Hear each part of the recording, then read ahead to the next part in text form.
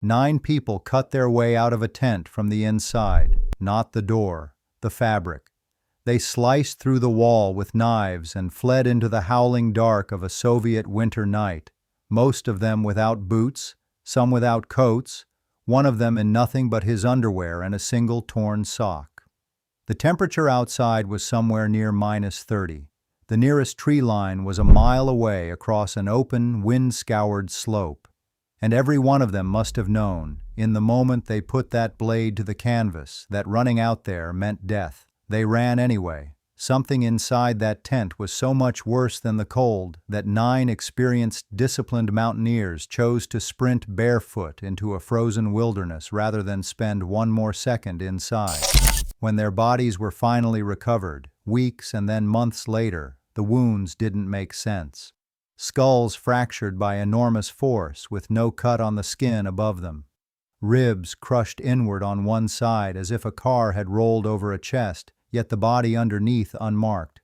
Clothing that crackled with radiation, and one young woman missing her tongue, her lips, and parts of her eyes.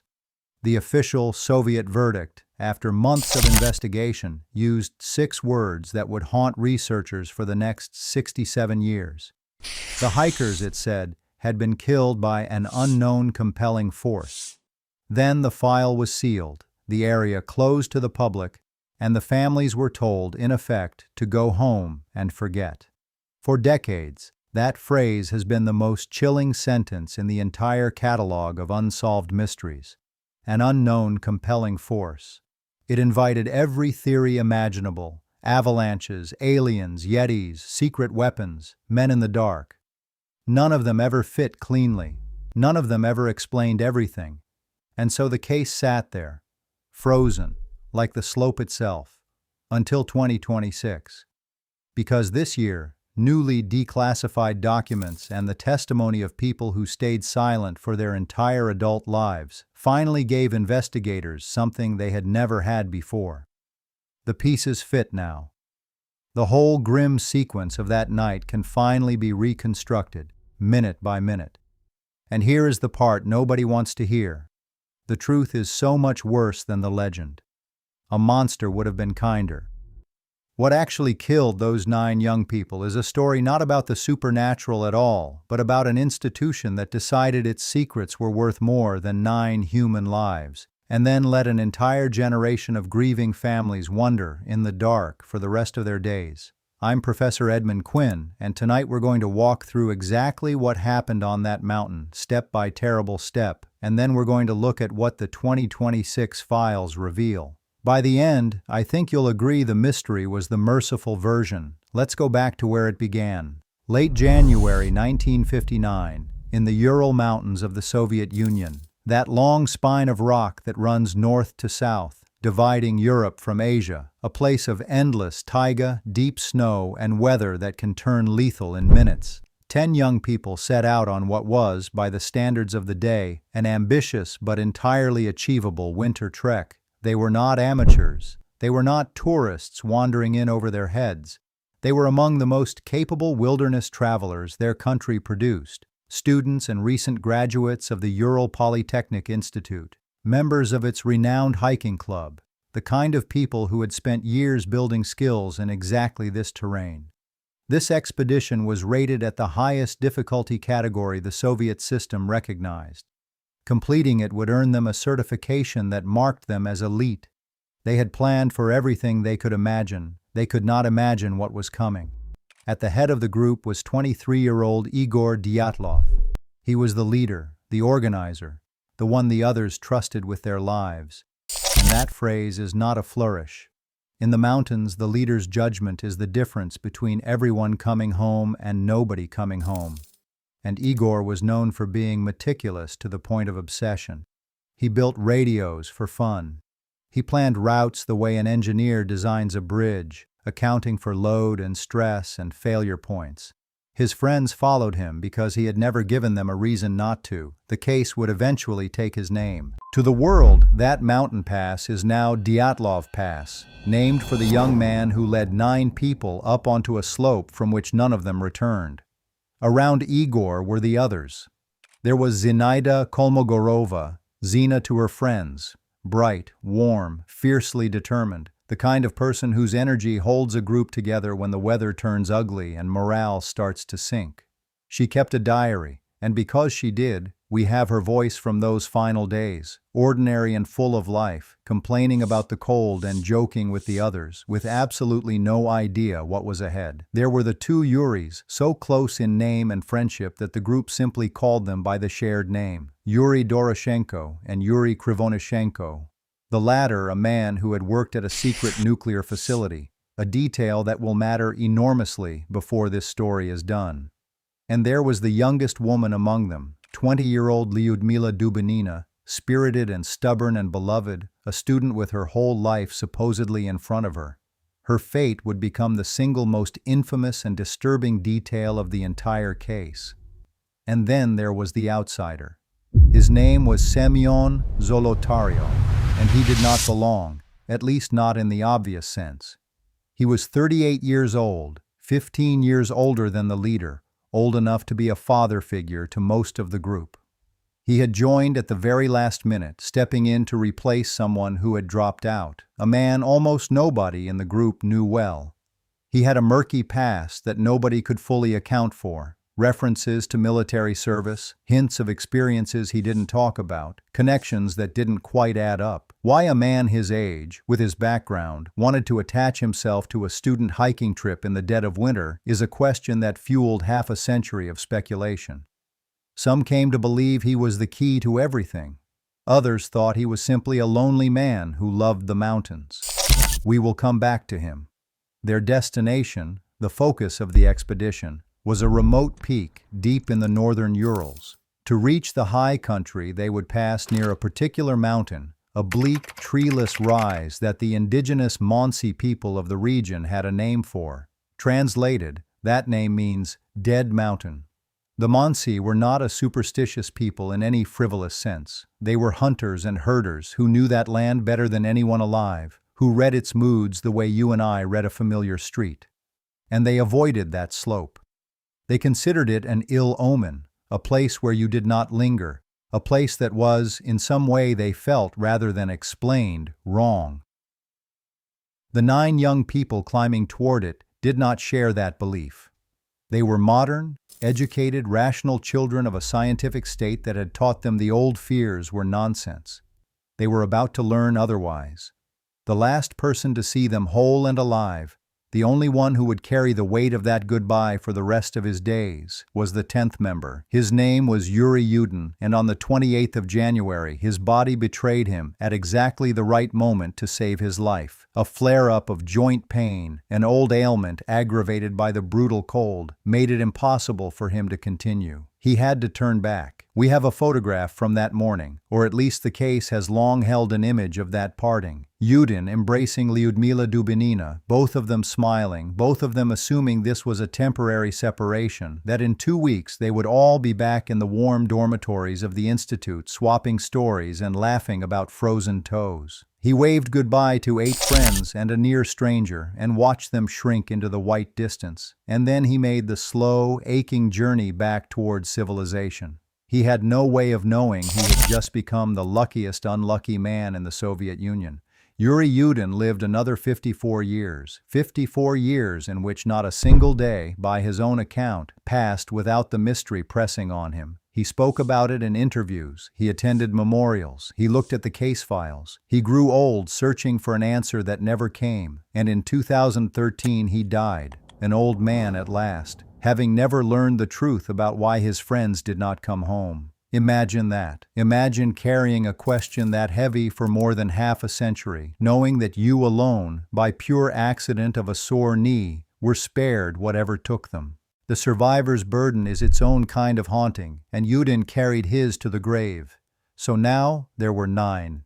They pressed on through deepening snow, hauling heavy packs, their breath freezing in their scarves, the temperature dropping with each mile they climbed. The diaries and the photographs they left behind paint a picture of ordinary determination. Young people, cold and tired but cheerful, posing for the camera, building fires, eating their rations, joking. There is nothing in those final images that suggests anyone sensed what was coming. That is part of what makes this case so unbearable. They were happy, they were competent, they were exactly where they wanted to be. Then came the 1st of February, the day that everything turned. And here we reach the first genuinely strange decision in a story that will soon overflow with them. By the afternoon of that day, the group had climbed onto the slope of that very mountain, the Mansi called Dead Mountain.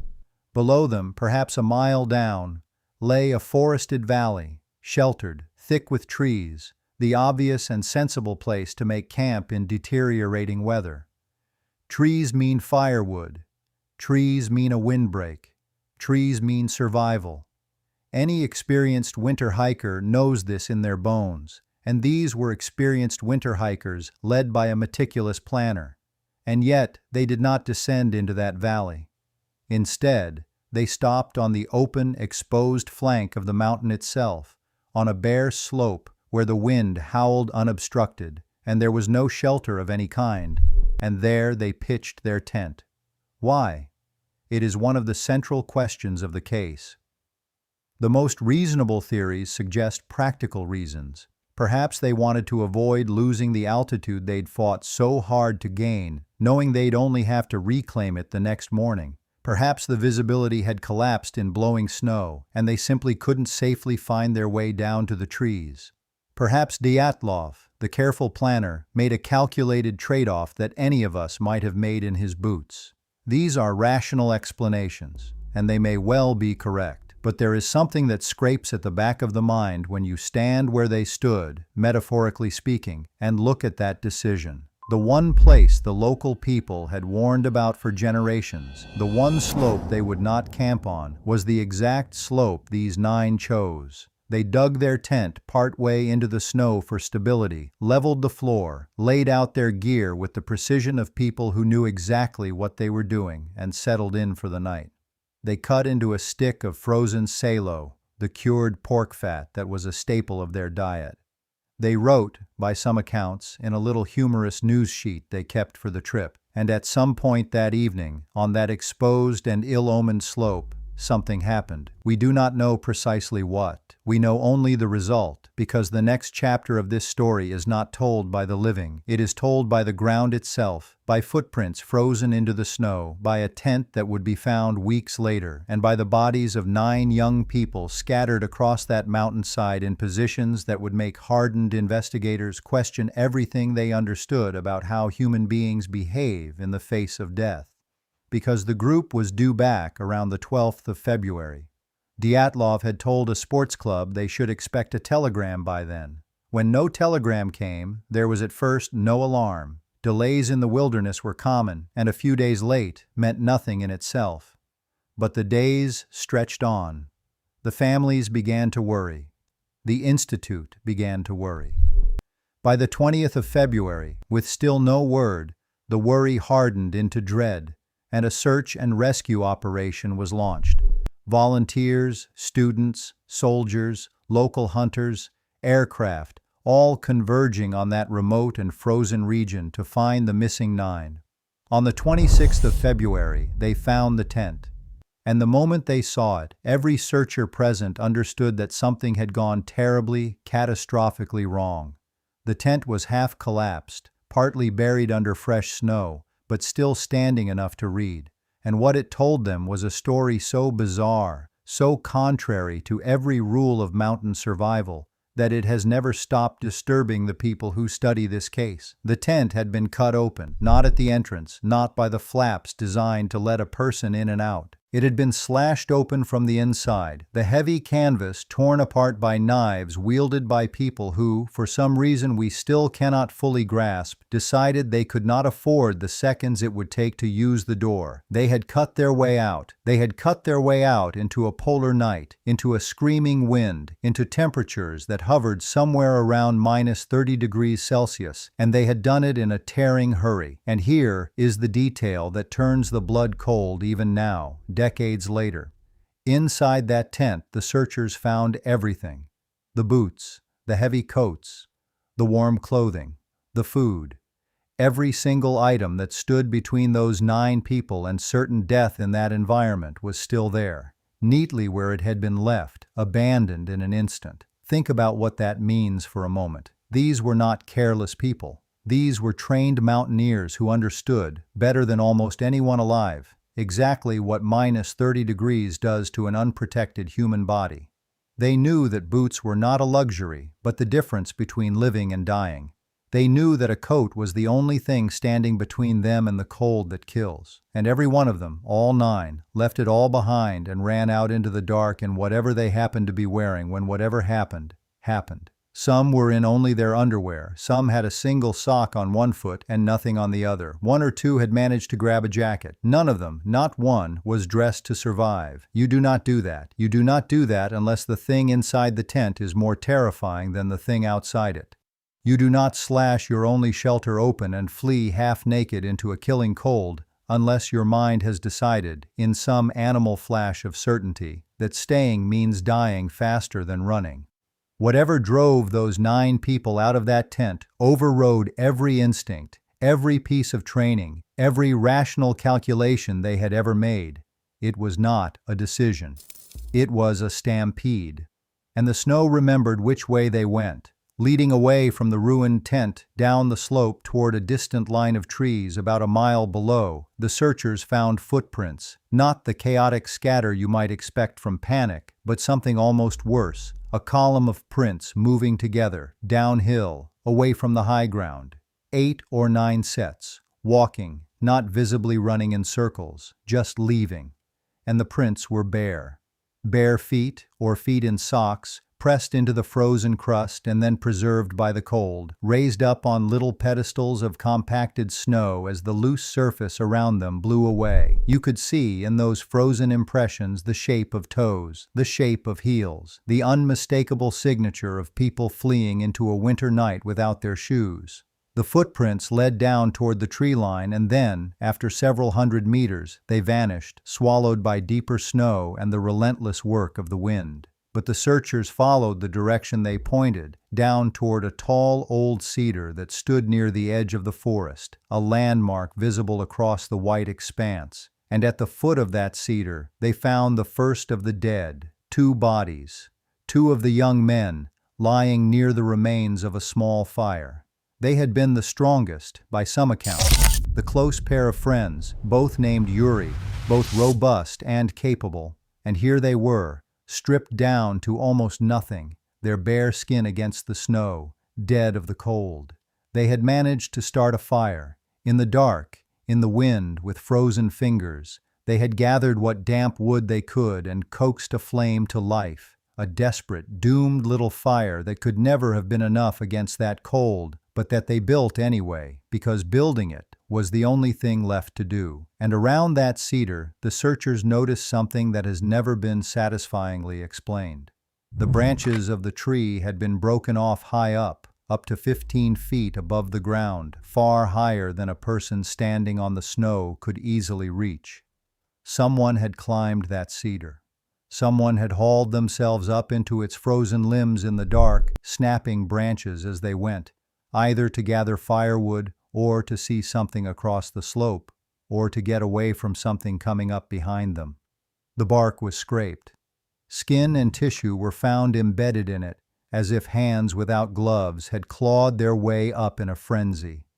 Imagine the cold of that bark against bare palms. Imagine wanting to be up that tree badly enough to climb it anyway. But the two by the cedar were not the only ones who fell on the way down, and they were not the strangest, because spread out across the slope between that cedar and the abandoned tent, the searchers began to find more bodies, and these told a different story. These were the ones who had tried to go back. Dyatlov himself, the meticulous leader who his friends trusted with their lives, was found partway up the slope, lying as if he had been struggling uphill toward the tent when the cold finally took him. His hand was frozen, gripping a small branch. Nearby lay Zinaida Kolmogorova, the determined young woman whose diary entries had captured the joy of the early days of the trip, now face down in the snow, also pointed back toward shelter, also dead of exposure. They had turned around. Whatever had driven them down to the trees, some of them had recovered enough sense, or enough desperation, to attempt the climb back up to the tent and the clothing and the only chance they had. And they had not made it.